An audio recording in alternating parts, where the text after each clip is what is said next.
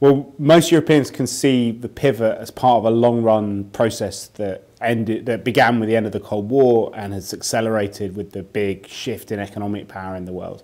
And there are three main implications. The first is whether Europeans can step up to the plate and actually take responsibility for their own security, because we've had this preposterous situation where 500 million Europeans have relied fundamentally on 320 million Americans for their security issues. And we've started to see in Libya, on Syria, Europeans actually taking more responsibility for things that are happening in their neighborhood.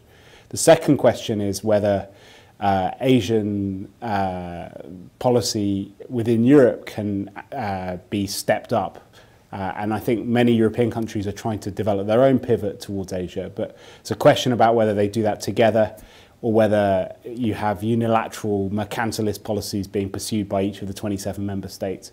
And then the third question is whether the US and Europe can actually have a common Pacific policy of their own, and whether the commonalities of interest in economic, security and global governance terms are big enough for Europeans and Americans to really work together, or whether there are going to be significant differences, whether it's over policy issues like climate change, or an idea about what kind of role power and institutions should play in the global setup. And these are all things which will be worked out over the next few years.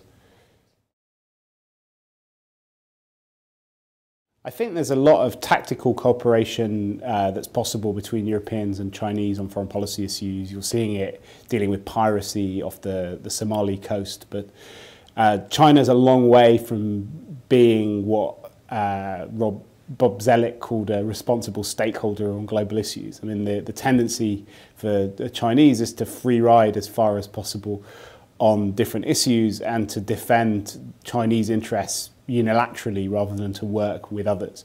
So I think there is some scope on peacekeeping, there's some scope in working together at the UN on Iran, but often China will be in a position of dragging its feet or taking part in missions in a tentative way, like off the Somali coast, in order to build its own capabilities. But it's not going to be a strategic partner in the way that the US is to Europe.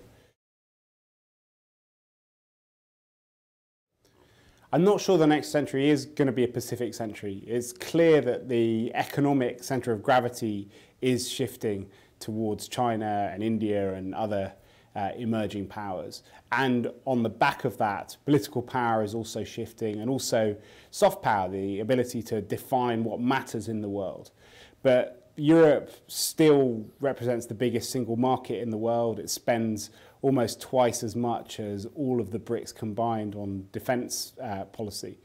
And Europe is a major trading partner to all of these countries. It's China's biggest trading partner at the moment. So the question, I suppose, is whether there is a Europe that can actually come together and define its interests and work with others in what will be an increasingly multipolar world, where the US continues to probably be the most powerful single country, where China starts playing a different role itself.